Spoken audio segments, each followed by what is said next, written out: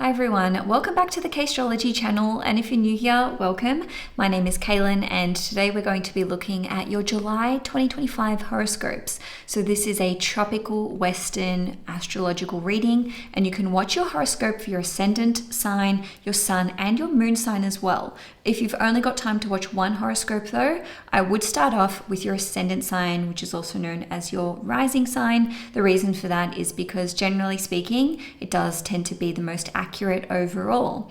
And lastly, I am also on Instagram as well as Facebook, so it's the same handle, which is Castrology, if you want to follow me there. Hi Scorpio Sun, Moon and Risings, welcome to your July 2025 horoscope. If you've been asking yourself, is something weird going on astrologically speaking? You would be right.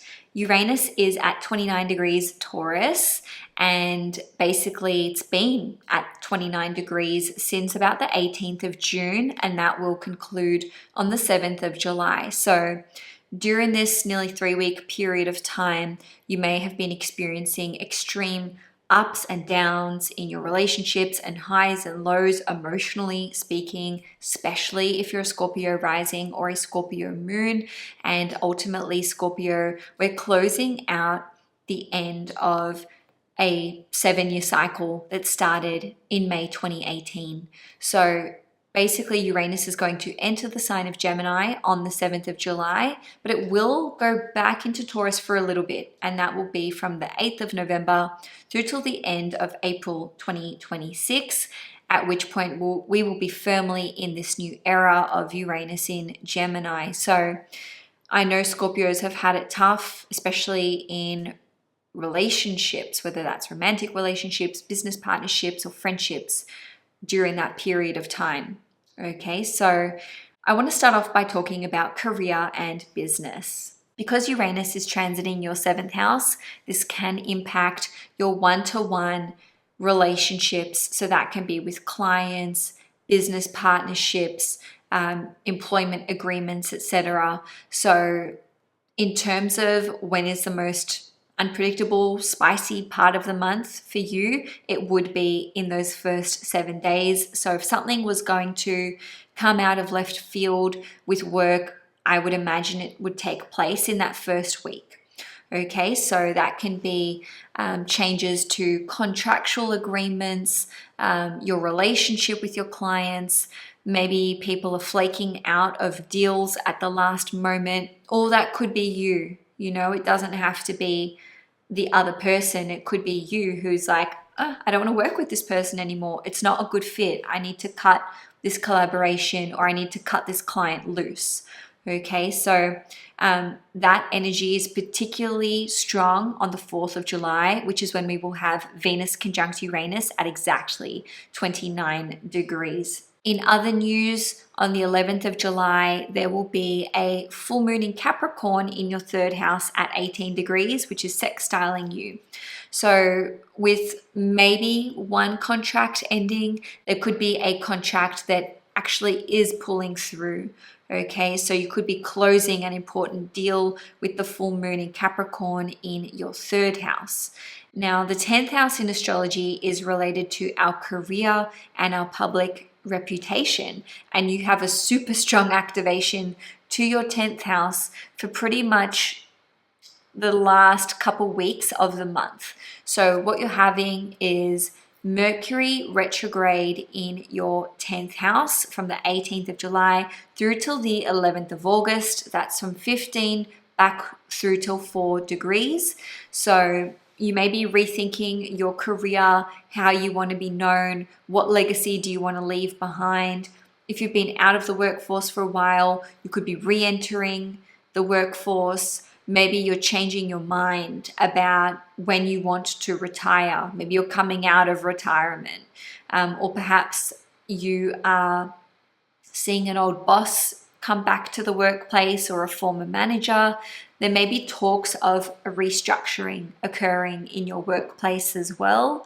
With the sun transiting your 10th house during Leo season, this can see you being really focused on your career and your public reputation, and it actually is a good time for you to put yourself out there. Okay, whether that is on social media, whether that is talking to someone in your workplace who may be able to help elevate your career. On the 25th of July, there will be a new moon in Leo at 2 degrees in your 10th house, and it will be conjunct Mercury retrograde at 13 degrees. So new moons are all about planting a new seed, setting intentions, and the start of a new chapter. So you could set your sights on a promotion or a certain company that you want to work for. This can see you maybe being aware of a job opportunity that could be on the horizon in the weeks or months to come. On a different note, maybe you're just becoming crystal clear on what your personal values are, with what's important to you with work. Okay, so this could be related to personal integrity, the kinds of people that you want to work for, the kinds of company that you want to work for, and how you want to be known, how you want to be remembered, or maybe even what your worth is, like what you should be charging, what you should be getting paid, given that 2 degrees is the Taurus degree, which relates to finances and resources. Lastly, Mars, which is your chart ruler, will be transiting your 11th house for the whole of the month. Okay, so it's from the 17th of June till the 7th of August that you'll have Mars in your 11th house. So Mars being your chart ruler indicates you and what you're doing and where your attention and energy is going. So this can see you being laser focused on your long-term goals and dreams for the future. Okay, in saying that, the South Node is here, and Mars is going to conjunct the South Node around the 20th of July. So this can see you maybe letting go of an old goal, letting go of an old project in order to pivot, sacrifice, surrender, and make way for a new set of goals and dreams for your future. Now, let's have a look at finances and property. So on the 5th of July, Neptune is going to station retrograde in Aries, and this will be occurring in your 6th house.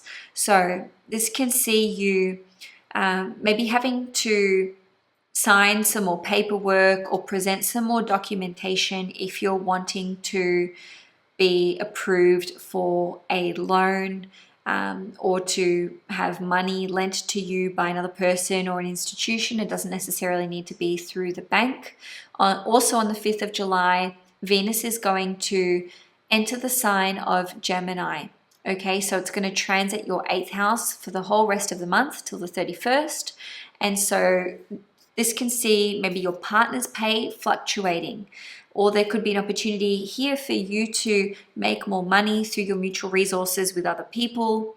This can see you investing your time and energy into actually learning about things like the stock market, investments, assets, and so on and so forth. You may be focusing your energy and attention on things like insurance policies, inheritances, maybe drawing up a will with another person, or perhaps you are receiving your tax return money. Okay, on the 7th of July, Uranus is going to enter the sign of Gemini, which means it'll be transiting your 8th house for the first time in 84 years. So this can bring through some unexpected changes to your financial situation and resources when it comes to your mutual resources that you share with other people.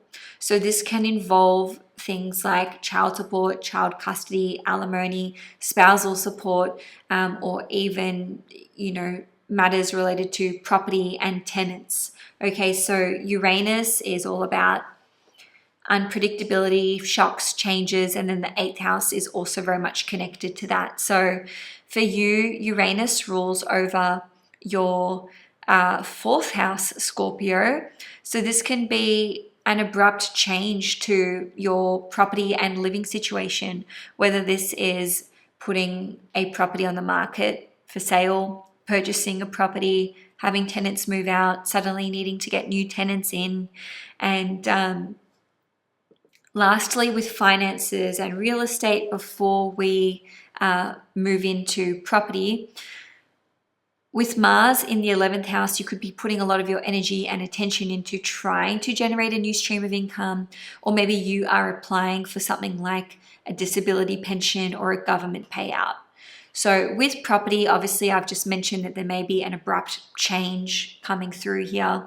And that is also highlighted by the Venus-Uranus conjunction in your 7th house on the 4th of July. So maybe someone is moving out, maybe they're moving in, maybe you're having to relocate or they're having to relocate.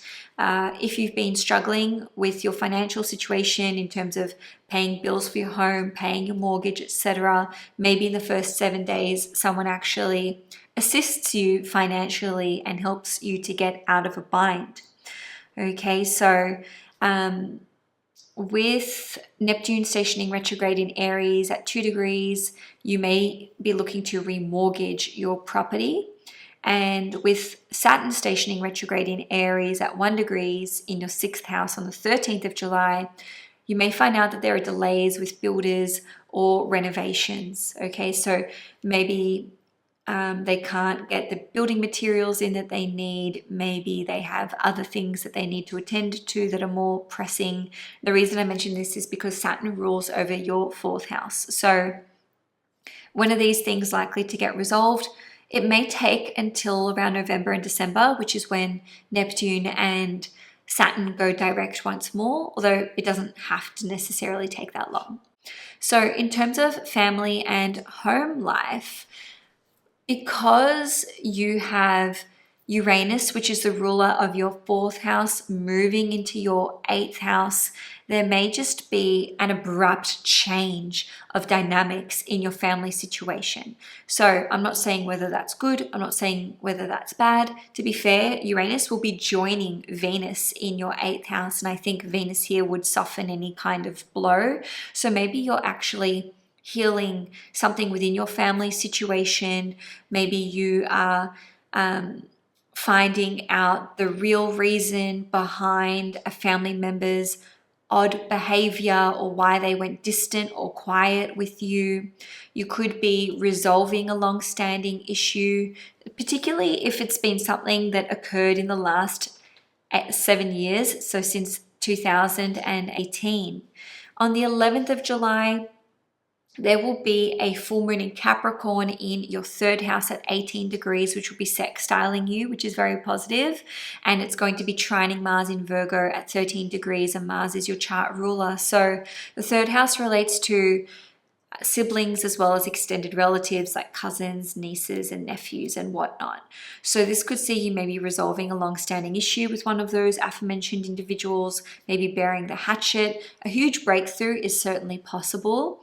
In saying all of this, I feel like things would blow up before they simmer down. And that's because Uranus would be entering your 8th house on the 7th of July. So I don't see it as like a peaceful, let's just let bygones be bygones. No, there may be a bit of like a head-to-head in the month of July, and then resolution is able to follow. Now, lastly, because Mars is transiting your 11th house and the South Node is here as well, this is shining a spotlight on your relationship with older siblings. So old issues could flare up with an older sibling, but with the conjunction between Mars and the South Node, there's the capacity to really let something go, but the onus is on you, Scorpio, because Mars is your chart ruler. So this isn't about your older sibling, getting over something. Of course, take this transit as it resonates. Like maybe your older sibling has Scorpio, for example, as a sun, moon, or rising. But I really see this as it's up to you to let things go. It's up to you to heal. It's up to you to decide whether or not you want to forgive, not necessarily forget. The ball is in your court. I will just say Mars is in your 11th house for the whole of the month, together with the South Node, but the peak moment here for this is around the 20th of July. So with love and relationships, the most tumultuous time of the month is the first 7-8 days of July. The reason for that is that Uranus is at that peak 29 degrees in your 7th house, and Venus is here together with Uranus, forming that precise conjunction on the 4th of July. So this can see like huge ups and downs. Maybe there's like a big blowout in your relationship. Of course, there's always room for forgiveness and healing. I don't want anyone to ever watch my horoscopes and be like, there's no room for movement. You know, this is a determined outcome. I'm not fatalistic in that way.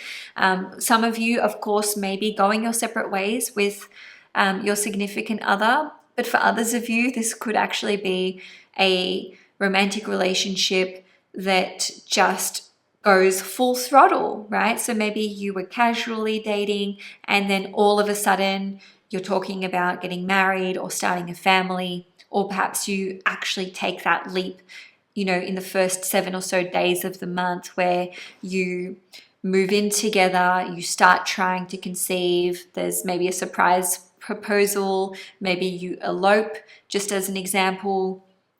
On a different note, I wanted to mention that the Sun and Jupiter are both in your 9th house trining you. So no matter whatever else is going on this month, Scorpio, Jupiter is exalted in the sign of Cancer. It's together with the Sun. They're trining you and therefore they're blessing you. And Jupiter rules over your 5th house, which is all about love and romance. And so the Sun and Jupiter are together in the 9th house. So this can indicate love or romance with a foreigner while you're abroad, maybe meeting through spirituality, religion, or education. Again, this could be a hint at getting engaged or getting married, or just feeling really spiritually bonded and connected with your significant other. Now, I did want to mention that there is definitely scope here for getting pregnant, or perhaps your partner getting pregnant, and that is highlighted for anyone who's a Scorpio rising sun or moon between 4 and 11 degrees, because those are the degrees that Jupiter is transiting. Okay, so lastly for the month, this is the miscellaneous part of the reading. Still talking about the Sun and Jupiter together in your 9th house. This can indicate that there's an opportunity here for you to maybe travel interstate or abroad. There can be a big focus for you on education. Maybe there's an opportunity here for you to enroll in like a university program or a college degree, or an opportunity for you to teach or to mentor. The 9th house is also related to legal matters. So legal matters may be something that you need to attend to during the month of July. And that doesn't need to be anything negative. That can be applying for things like visas or permanent residency, or applying for a passport, just as an example. Okay, so Scorpio, that's all I have for you for the month of July. If you enjoyed this horoscope, can you do me a favor and give the video a thumbs up and share it around so that it reaches more people? Enjoy your month ahead, and I'm going to see you guys in my next video.